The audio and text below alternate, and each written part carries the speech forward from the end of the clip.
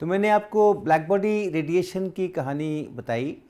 Max Planck ने किस तरीके से एक बड़ी समस्या का समाधान किया, लेकिन उस समस्या के समाधान करने में उनको एक बहुत बड़ा एजम्पशन लेना पड़ा कि जितने भी रेडिएशन एमिट होते हैं किसी चीज़ से या वो एब्जॉर्ब होते हैं किसी चीज़ में, तो न्यू फ्रीक्वेंसी का अगर वो रेडिएशन है तो वो जो एक निश्चित क्वांटम है H new, 2 times H new, 3 times H new, इतने ही यूनिट्स में वो एनर्जी एमिट या एब्जॉर्ब हो सकती है। तो ये बहुत ही अनफिजिकल था उस समय के हिसाब से, और प्लैंक को भी बहुत अटपटा लग रहा था, लेकिन इसके अलावा कोई दूसरा रास्ता उनको समझ नहीं आ रहा था, तो उन्होंने उसका उपयोग किया। और उसका उपयोग करके रेडिएशन में कैसे एनर्जी डिस्ट्रीब्यूटेड है अलग अलग फ्रीक्वेंसीज में या अलग अलग वेवलेंथ में, उसके लिए वो सूत्र निकला जिसको हम लोग प्लैंक रेडिएशन इक्वेशन या फॉर्मूला कहते हैं। और यू न्यू बराबर 8 pi nu square by c cube, और फिर यहाँ h nu divided by e to the power h nu by k T -1, ऐसा ये प्लैंक्स रेडिएशन लॉ का डेरिवेशन हुआ। इसमें ये जो यू न्यू है वो क्या है, ये यू न्यू ऐसा है कि जो यू न्यू डी न्यू है ये है energy contained per unit volume in frequency range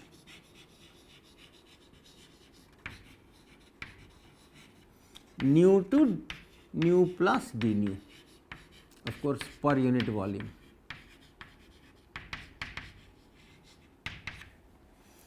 तो ये जो वॉल्यूम है, जो कैविटी का जो वॉल्यूम है, वो जो एनक्लोजर है जो इसकी दीवारें टी टेम्परेचर पर रखी गई हैं, उसके अंदर का जो वॉल्यूम है, उस वॉल्यूम के अंदर में अगर आप कोई छोटा वॉल्यूम लेते हैं और उसमें ढूंढते हैं कि न्यू फ्रीक्वेंसीज वाले या न्यू से new plus d new frequency वाले रेडिएशंस की एनर्जी कितनी है, तो वो इतनी है, और उसमें से ये यू न्यू निकल करके आता है।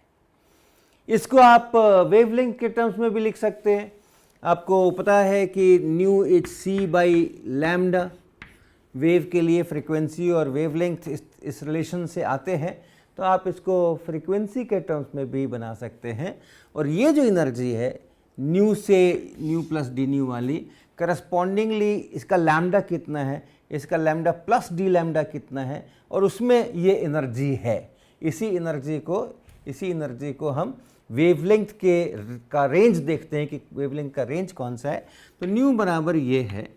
और डी न्यू अगर आप लिखें यहाँ से तो -c by lambda square D lambda.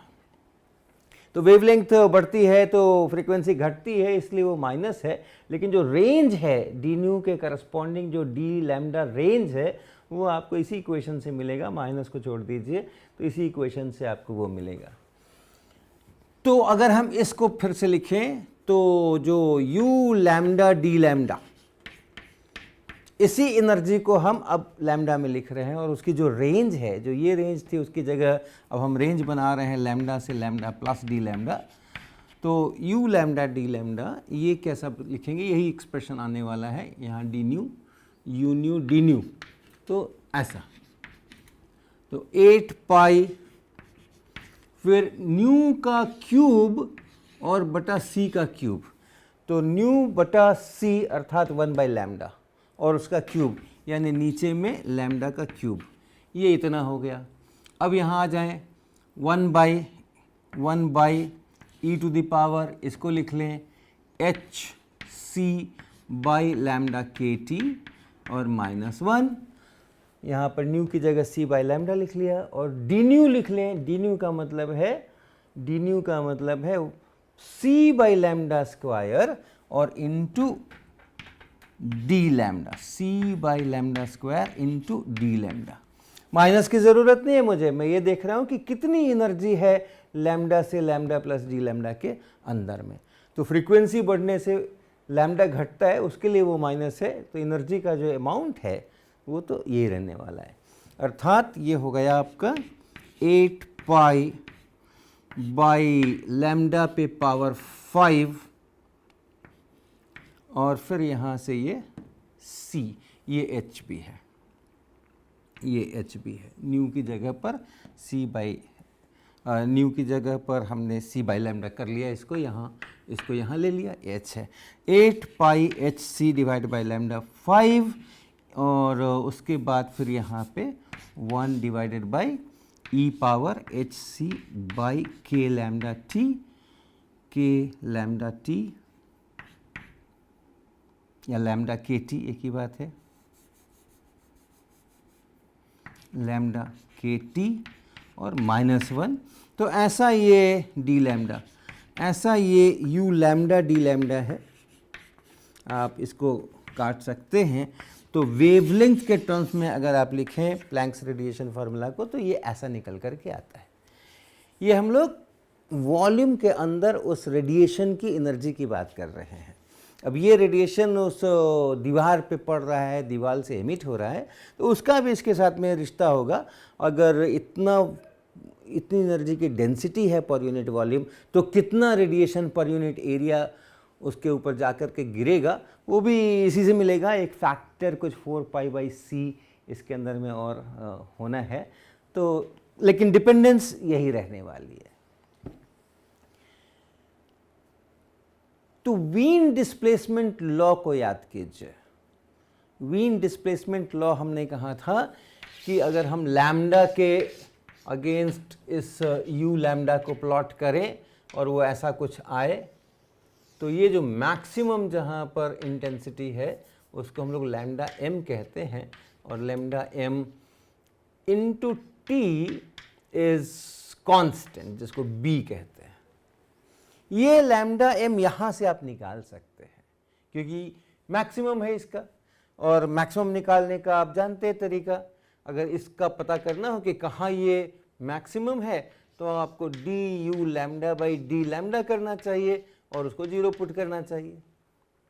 तो आप यहाँ से ये काम कर सकते हैं। ये यू लैम्डा है, इसको आप डिफरेंशिएट कर सकते हैं, और डिफरेंशिएट करके और उसको बराबर 0 करेंगे तो एक इक्वेशन मिलेगा, एक थोड़ा कठिन सा इक्वेशन मिलेगा, लेकिन उस इक्वेशन से आप फाइनली लैम्डा का मान एक्सप्रेशन निकाल सकते हैं।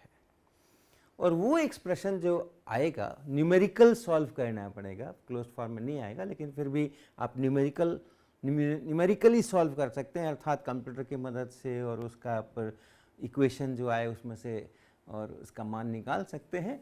और एग्जैक्टली जैसा यहाँ चाहिए ठीक वैसा ही मिलता है। और आपको पता है ये कांस्टेंट कितना होता है, 2.898 इंटू 10⁻³ और मीटर केल्विन। तो जब हम इस इक्वेशन का इस्तेमाल करते हैं और उसमें ये प्लैंक्स कांस्टेंट h भी आने वाला है, उस h का जो वैल्यू इसको फिट करता है वही वैल्यू h का वहाँ पर हम रखते हैं, जो आप जानते हैं 6.6 इंटू 10⁻34 जूल सेकेंड टाइप। तो हमें ठीक ये नंबर भी ऐसा ही मिलता है। तो यानी वीन्स डिस्प्लेसमेंट लॉ को भी एक थियोरिटिकल सपोर्ट मिला है। जिस तरीके से ये डिराइव हुआ है वहीं से ये भी डिराइव हुआ है। इसी प्रकार से इसी एक्सप्रेशन से शुरू होकर के आप स्टीफेंस लॉ तक भी पहुंच सकते हैं। स्टीफेंस लॉ में क्या था? स्टीफेंस लॉ में था कि अगर कोई ब्लैक बॉडी है और वो उसके पर यूनिट सरफेस एरिया से अगर कुछ एमिट होता है, तो टोटल एनर्जी जो एमिट हो रही है वो पर यूनिट एरिया से, that is sigma into T to the power 4, total energy सभी वेवलेंथ्स मिला करके। तो वो भी आप यहीं से शुरू कर सकते हैं, लैम्डा से लैम्डा प्लस डी लैम्डा में इतनी एनर्जी है, और एक 4 पाई बाई सी का फैक्टर आपको यहाँ और लगाना पड़ेगा इसके एक्सप्रेशन के साथ में, ऊपर या नीचे। तो आपको जो एनर्जी की अभी यहाँ डेंसिटी है वॉल्यूम के अंदर में, उससे आप पहुँच जाएंगे कि कितनी एनर्जी वहाँ पर पड़ रही है वॉल के ऊपर पर यूनिट एरिया, और कितना वहाँ से एमिट हो रही है। तो जब इसको इंटीग्रेट करेंगे और इसको इंटीग्रेट करके पूरे lambda going from 0 to infinity पूरे पे इंटीग्रेट करेंगे, तो आप फिर पाएंगे कि यहीं से आपको ये रिजल्ट मिलेगा कि जो टोटल एनर्जी एमिटेड है पर unit area, that is the sigma T4, और ये स्टीफेंस कांस्टेंट का भी वैल्यू ठीक ठीक जितना एक्सपेरिमेंट से आता है उतना ही ये वैल्यूज रखने पर भी आएंगे।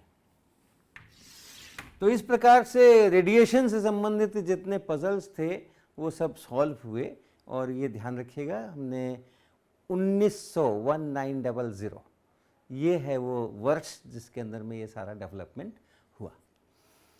हालांकि ये जो एजम्पशन है डिस्क्रीट एनर्जीज का h new 2h new 3h new इसी अमाउंट में एमिट होगा, इसी अमाउंट में एब्जॉर्ब होगा, ये किसी के गले उतरना बहुत मुश्किल था, क्योंकि इसके लिए कोई आधार नहीं था।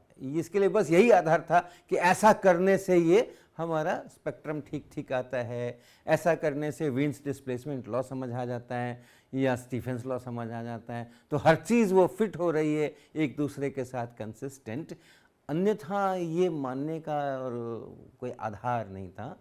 तो सबको लगता था इंक्लूडिंग मैक्स प्लैंक कि शायद कहीं कुछ छूट रहा है, और ये जो लेना पड़ा है ये एक मजबूरी में लेना पड़ा है, ऐसा कह सकते हैं। ये एजम्पशन जो लेना पड़ा ये एक मजबूरी का एजम्पशन है, लेकिन ये मजबूरी का एजम्पशन नहीं था। और प्रकृति इस बात को दुनिया को बताने के लिए शायद बहुत आतुर थी, और उस समय में, उस दशक में कहें या उस पीरियड में कहें, कुछ वर्षों के पीरियड में अलग अलग प्रकार से और ये बात सामने आई। तो उसी में एक प्रकार है जिसको हम कहते हैं फोटो इलेक्ट्रिक इफेक्ट, जो 1900 से पहले ही एक्सपेरिमेंट्स हो चुके थे, हर्ज ने किए थे और भी कई साइंटिस्ट ने किए थे। फोटो इलेक्ट्रिक इफेक्ट क्या है वो फोटो इलेक्ट्रिक इफेक्ट, तो उसको देखें, थोड़ा पढ़ाई है आपने।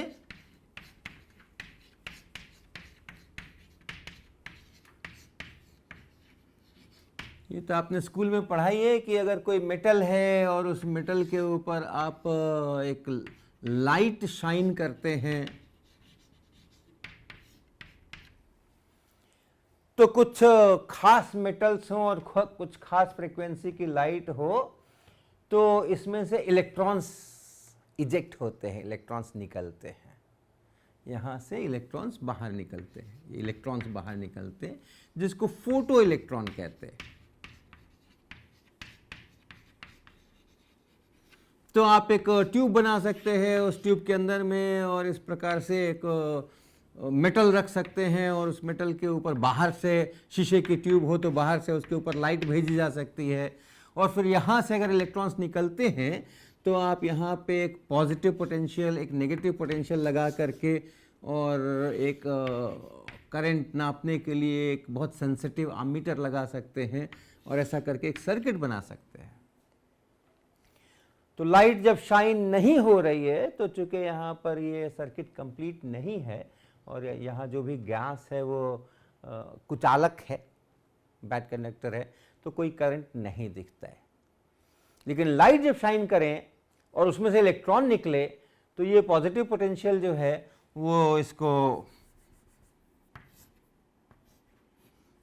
अट्रैक्ट करेगा, और अट्रैक्ट करने से और यहाँ पर वो इलेक्ट्रॉन्स आएंगे और इसमें से होकर के करंट बहेगा। अगर इस तरफ को इलेक्ट्रॉन आ रहे हैं तो वैसी हालत में करंट इस प्रकार से, ऐसा करंट ये बहेगा। तो फिर कितना वोल्टेज लगाना, क्या करना और कैसे नापना, और इसको पलट देना, कभी इसको हम अट्रैक्ट नहीं करेंगे, इसको हम रिपेल करेंगे, कितना वोल्टेज लगाने से ये करंट बंद हो जाएगा, लाइट के रहते हुए भी करंट नहीं आएगा। इस प्रकार के बहुत सारे एक्सपेरिमेंट्स करके और लोगों ने इसको एक्सपेरिमेंटल स्टडी किया, और बहुत प्यारी प्यारी बातें निकल करके आई। सबसे पहला तो ये निकल करके आया कि एमिशन जो है ऑफ फोटो इलेक्ट्रॉन्स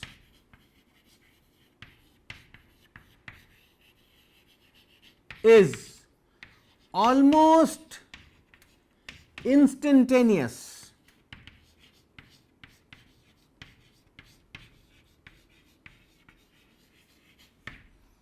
यानी जैसे ही आप लाइट शाइन करोगे वैसे ही इलेक्ट्रॉन्स निकलना शुरू हो जाएंगे।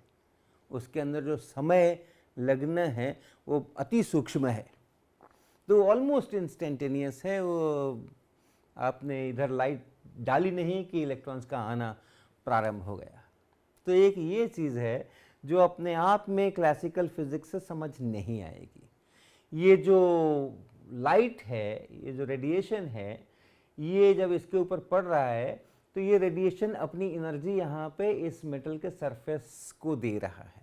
और सरफेस पर अगर एक छोटा सा एरिया सोचें कि हाँ यहाँ जो एटम्स हैं, यहाँ इतने सारे एटम्स हैं, यहाँ एक छोटा सा एरिया सोचें और उसमें कितने एटम्स हैं उसकी एक गणना कर लें, पता है लगभग कि सॉलिड का कितना इंटर एटॉमिक डिस्टेंसेस है, वहाँ से आप निकाल सकते हैं। और उतने एटम्स के ऊपर इतनी एनर्जी पड़ रही है प्रति सेकेंड, और इलेक्ट्रॉन को यहाँ से बाहर निकलने के लिए कुछ खास ऊर्जा की आवश्यकता होती है जिसको वर्क फंक्शन कहते हैं।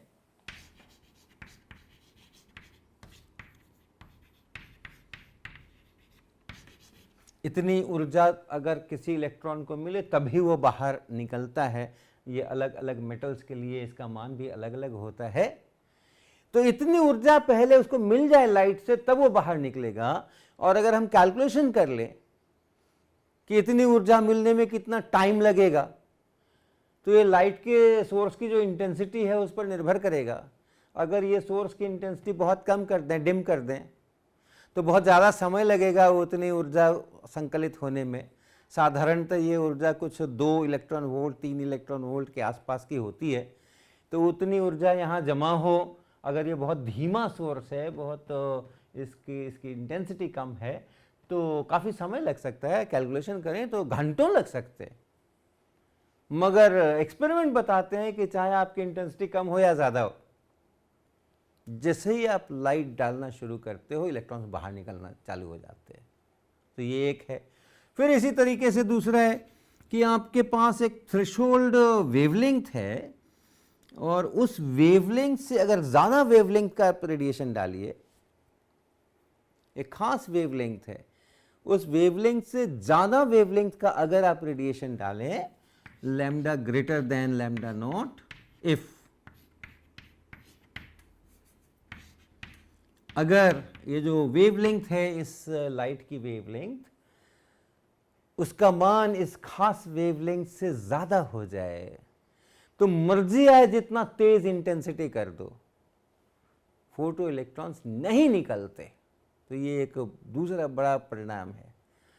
इंटेंसिटी बढ़ाने का मतलब है कि हम प्रति सेकंड ज़्यादा ऊर्जा दे रहे हैं, लेकिन आप कितनी भी इंटेंसिटी बढ़ा दें, अगर ये वेवलेंथ इससे अधिक है तो वैसी हालत में फोटो इलेक्ट्रॉन्स नहीं मिलते हैं। कभी भी उनको 3 इलेक्ट्रॉन वोल्ट या 2 इलेक्ट्रॉन वोल्ट या 2.5 इलेक्ट्रॉन वोल्ट जितना उनका वर्क फंक्शन है, उतनी उनके पास कभी भी ऊर्जा जमा ही नहीं होती है, वो बाहर नहीं निकलते।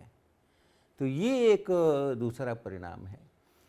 और तीसरा परिणाम है कि जो निकलते हैं उनकी काइनेटिक एनर्जी कितनी होती है। जो इलेक्ट्रॉन्स बाहर आ गए हैं उनकी काइनेटिक एनर्जी कितनी होती है, और उसको नापने के लिए ये यंत्र काफ़ी बढ़िया है। इसको पलट करके लगा देते हैं, माइनस इधर और प्लस इधर, ताकि ये इलेक्ट्रॉन्स को रिपेल करे।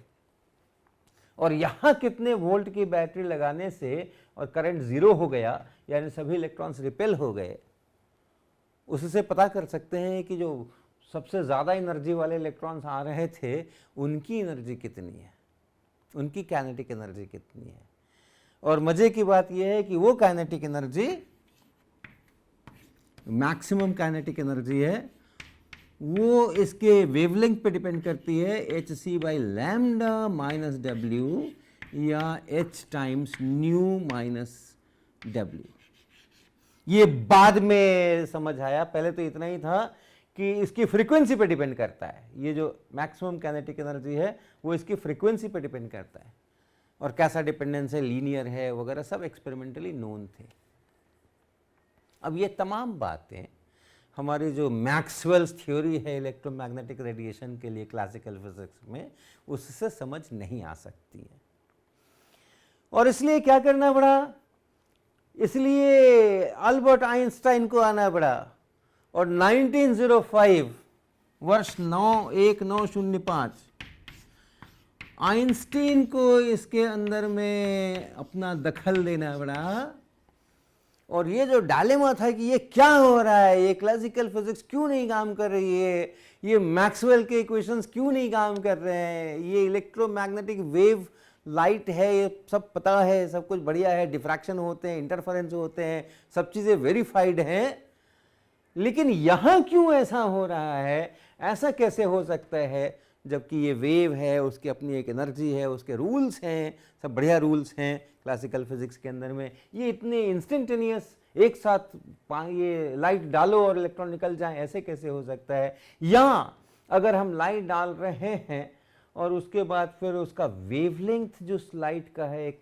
इस खास वेवलेंथ से अगर अधिक है तो घंटों डालते रह जाओ और कितने भी 10 वाट का ले लो, 20 वाट का ले लो, 100 वाट का ले लो यहाँ पे सोर्स, वो कुछ भी फोटो इलेक्ट्रॉन्स नहीं निकलते हैं। ऐसे कैसे हो सकता है, जब एनर्जी पड़ रही है उसके ऊपर तो कभी तो इलेक्ट्रॉन्स को बाहर आना चाहिए, और उनकी काइनेटिक एनर्जी फ्रीक्वेंसी पे डिपेंड कर रही है।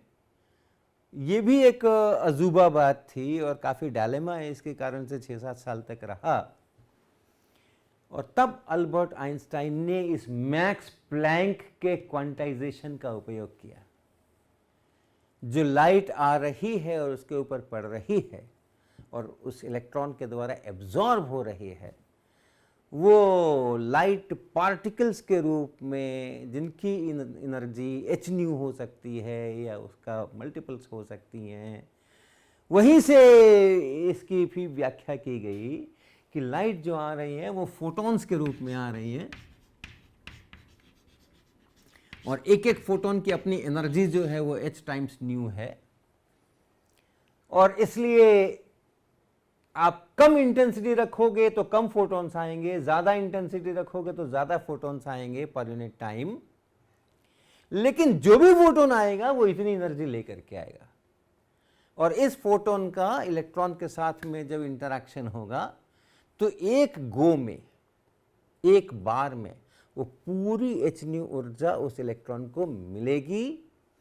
पार्टिकल पार्टिकल में जैसे कोलिजन होता है उस प्रकार से, और उसने अपनी ऊर्जा अगर दे दी और इसके पास इससे ज़्यादा ऊर्जा मिल गई उसको वर्क फंक्शन से ज़्यादा, तो वैसी हालत में वो बाहर निकलेगा। और इसलिए उसको कोई देर तक इंतज़ार करने की ज़रूरत नहीं है कि वेव आ रही है, एनर्जी डिपॉजिट हो रही है, इंटेंसिटी बड़ी कम है, बड़ा टाइम लग रहा है इतने वर्क फंक्शन के बराबर ऊर्जा संग्रहित होने में, उसकी ज़रूरत नहीं है। जैसे ही उसको पहला फोटोन मिला या शुरुआती फोटॉन्स मिले तो एनर्जी का आदान प्रदान शुरू हो गया, और जैसे ही पहला एनर्जी का आदान प्रदान हो गया वो इलेक्ट्रॉन के पास सफिशिएंट गतिज ऊर्जा बन गई अंदर उस मेटल के अंदर, और अगर सही डायरेक्शन में वो उस गतिज ऊर्जा को लेकर के चल दिया तो फिर उसके सरफेस से बाहर निकल आ गया। इसलिए कोई डिले नहीं है, डिले नहीं है। और इस लैम्डा से भी रिश्ता है, क्योंकि ये जो, या न्यू से भी रिश्ता है, क्योंकि ये जो एनर्जी है फोटोन की वो hc बाई लैम्डा बनी है, new is c by lambda. तो कम वेवलेंथ तो फोटोन की एनर्जी ज़्यादा, प्रत्येक फोटोन की एनर्जी ज़्यादा, ज़्यादा वेवलेंथ तो प्रत्येक फोटोन की एनर्जी कम। तो अगर ये बड़ा हो गया तो वैसी हालत में ये हर फोटोन की एनर्जी इस वर्क फंक्शन से कम हो सकती है, और हर फोटोन की एनर्जी अगर वर्क फंक्शन से कम है तो चाहे आप मर्जी आए जितने फोटोन्स डालो, अनलेस कि आप कहो कि नहीं बहुत सारे फोटोन्स एक साथ एक ही इलेक्ट्रॉन के ऊपर हमला बोल रही है, जिसके होने की कोई संभावनाएं खास है नहीं, और मेज़र तो करना बहुत ही कठिन है, अगर हैं भी तो इतनी क्षीण होगी। तो चाहे आप इंटेंसिटी कितनी भी बढ़ा दो, एक फोटोन एक इलेक्ट्रॉन से जिस समय कोलिजन कर रहा है, जिस समय इंटरैक्शन कर रहा है, उस समय उस फोटोन के पास इतनी ही ऊर्जा है जो कि वर्क फंक्शन से कम है, और इसलिए वो उस इलेक्ट्रॉन को बाहर नहीं निकाल सकता है। उसको देगा एनर्जी लेकिन वो बाहर नहीं निकलेगा, तो फिर मेटल के अंदर ही दूसरे बाकी के जो पार्टिकल्स हैं उनके साथ में वो शेयर होकर थर्मल एनर्जी, थोड़ी हीट बढ़ सकती है, लेकिन इलेक्ट्रॉन बाहर नहीं निकलेगा। तो ये बात समझ आई। इसी तरीके से जो फोटॉन्स आ रहे हैं, अगर ये वेवलेंथ कम है, इस लैम्डा नॉट से कम है, और इसके पास वर्क फंक्शन से ज़्यादा एनर्जी है, तो उतनी एनर्जी उस इलेक्ट्रॉन को मिल गई, तो वर्क फंक्शन के बराबर की एनर्जी तो खर्च हो गई बाहर निकलने में, और जो बची वो काइनेटिक एनर्जी के रूप में इन इलेक्ट्रॉन्स की एनर्जी बनी, और उसके अंदर में कुछ टक्कर वक्कर होकर के उसमें से कुछ कमी भी हो सकती है। तो इसलिए जो मैक्सिमम काइनेटिक एनर्जी यहाँ आ सकती है वो maximum kinetic energy photon energy minus work function इसके बराबर होगी, और इसलिए जो ये दिख रहा है एक्सपेरिमेंट में ये भी बात समझ आती है। तो ये जो प्लैंक्स कांस्टेंट है h, ये फिर से दोबारा सामने आ गया है, और फोटो इलेक्ट्रिक इफेक्ट के माध्यम से ये जो कैरेक्टर है, जो पार्टिकल कैरेक्टर है लाइट का, वो मुखर होकर के सामने आया है। डिफ्रैक्शन भी है, इंटरफेरेंस भी है, पोलराइजेशन भी है, सारे वेव कैरेक्टरिस्टिक्स भी हैं लाइट में। उसी के साथ साथ मैक्सवेल्स इक्वेशन भी ठीक है, उसमें कोई गड़बड़ी नहीं है। वो इलेक्ट्रोडायनामिक्स अपनी जगह पे बिल्कुल पक्का है। जब हम इंटरफेरेंस डिफ्रैक्शन वगैरह की बातें करेंगे तो, या स्कैटरिंग की बातें करेंगे, तो उन्हीं मैक्सवेल्स इक्वेशन में से जो परिणाम निकल कर आते हैं वैसा ही एक्सपेरिमेंट्स में भी पाया जाता है, प्रकृति में पाया जाता है, उसको कोई गलत नहीं कह रहा। लेकिन ऐसी भी परिस्थितियां होती हैं फोटो इलेक्ट्रिक टाइप की, जहां पर कि लाइट जो है वो फोटॉन्स के रूप में एक एक पार्टिकल के रूप के अंदर में आ रही हैं, जिसकी हम ऊर्जा की बात करते हैं, काउंट कर सकते हैं जिसको, इस फोटोन की इतनी ऊर्जा, उस फोटोन की इतनी ऊर्जा, और लीनियर मोमेंटम की भी बात कर सकते हैं, उस फोटोन के लीनियर मोमेंटम की भी बात कर सकते हैं। वो जो इलेक्ट्रोमैग्नेटिक रेडिएशन है उसके भी लीनियर मोमेंटम की बात मैक्सवेल्स की थ्योरी में की जाती है, और उस लीनियर मोमेंटम में और ऊर्जा में संबंध भी है। मैक्सवेल के इक्वेशन से भी ये बात है कि जो लीनियर मोमेंटम है और जो ऊर्जा है उसमें इस प्रकार का संबंध है, और यही संबंध यहां भी लागू है। यहां अगर हम कहते हैं कि एनर्जी बराबर एच सी बाई लैम्डा है, तो मोमेंटम E बाई सी यानी h बाई लैम्डा इतना फोटोन का मोमेंटम है। तो किसी पार्टिकल में जैसे हम कहते हैं इसका इतना लीनियर मोमेंटम है, इसकी इतनी काइनेटिक एनर्जी है, उसी प्रकार से पार्टिकल के रूप में हम इनकी बातें करते हैं कि जो लाइट का पार्टिकल है, फोटोन है, उसका इतना लीनियर मोमेंटम है, उसकी इतनी ऊर्जा है।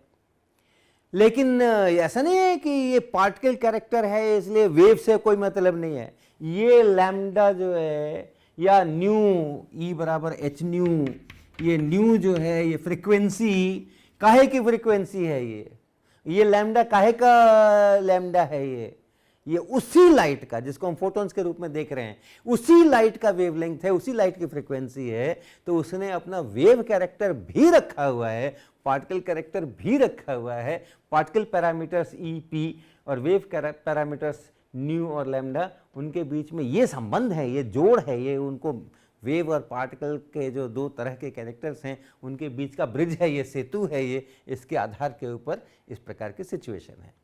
तो कभी ये वेव के रूप में अपने को प्रेजेंट कर सकती है, कभी पार्टिकल के रूप में अपने को प्रेजेंट कर सकती है। इसी को हम लोग कहते हैं वेव पार्टिकल ड्युअलिटी।